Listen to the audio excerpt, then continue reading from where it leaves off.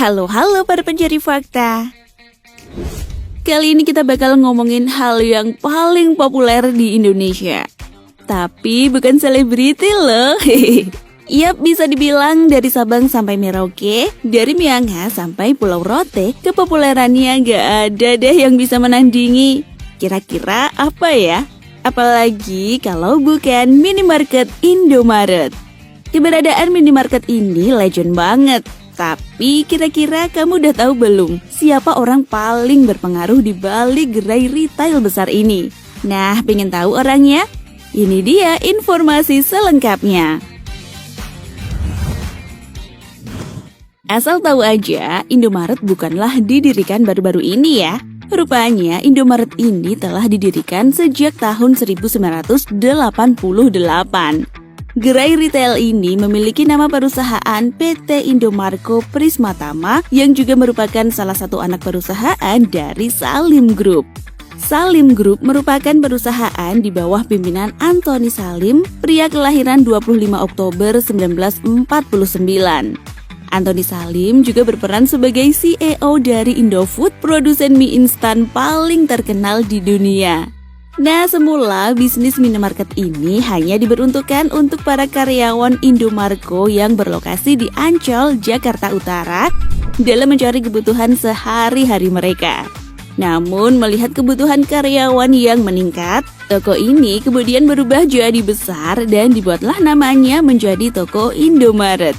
Nah, sejalan dengan pesatnya operasional gerai tersebut, PT Indomarko Prismatama akhirnya tertarik untuk mengetahui aneka kebutuhan dan memperdalam perilaku konsumen mereka.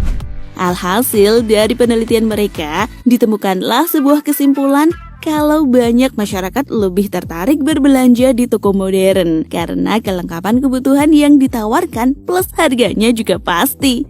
Nah, berkat riset pasar yang baik, akhirnya Indomarko berhasil mendirikan gerai Indomaret yang melayani segala kebutuhan masyarakat.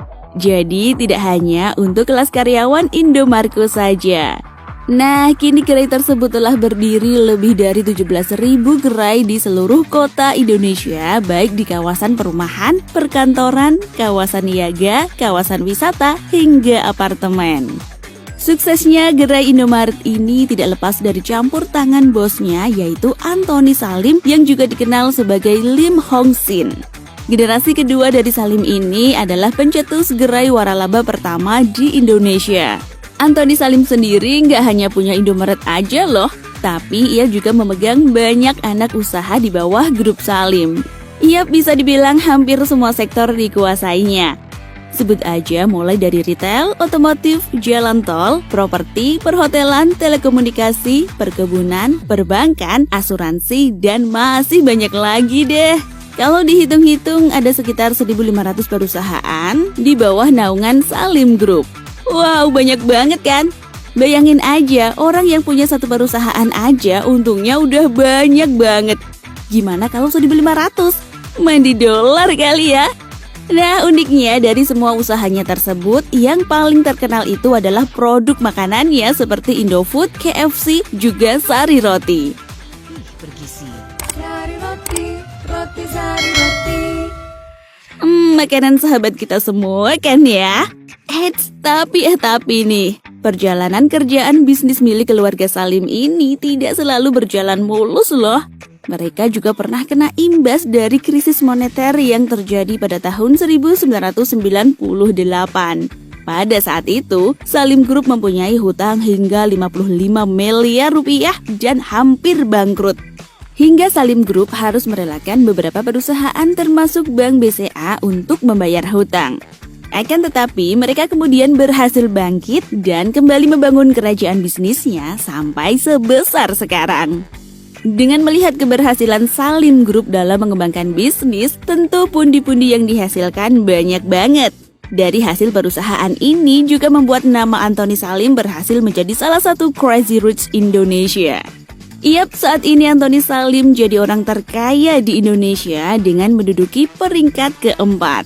Menurut data dari Forbes per 2020, total kekayaan yang dimiliki bos Indomaret ini senilai 5,9 miliar dolar atau sekitar 85 triliun rupiah.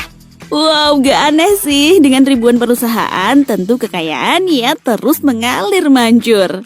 Menjadi salah satu orang terkaya di Indonesia bukan berarti kekayaannya hanya di Indonesia aja. Nah, ayah dari Anthony Salim juga ternyata punya aset kekayaan di luar negeri. Contohnya aja First Pacific di Hong Kong dan beberapa aset di Singapura, Australia, Taiwan, dan beberapa negara lainnya. Pokoknya banyak banget deh, gak kelar-kelar sebutin satu-satu. Orang kaya mah bebas nanam aset di mana-mana. Dari sekian banyak aset yang dia miliki, gak usah ditanyakan lagi properti dan kendaraan pribadi yang dimilikinya.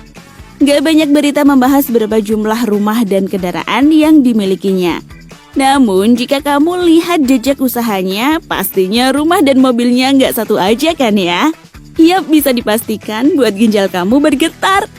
Nah, kamu sendiri bisa kok jadi sukses seperti Bapak Anthony Salim asal punya tekad dan inovasi yang kuat. Seperti tips yang dikatakan Anthony Salim, untuk bisa menjadi kaya, orang perlu inovasi. Hal ini biar usahanya tidak berputar di itu-itu aja.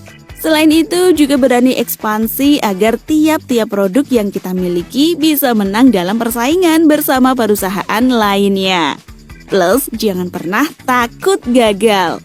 Gimana? Apakah kamu juga bermimpi jadi orang terkaya di Indonesia?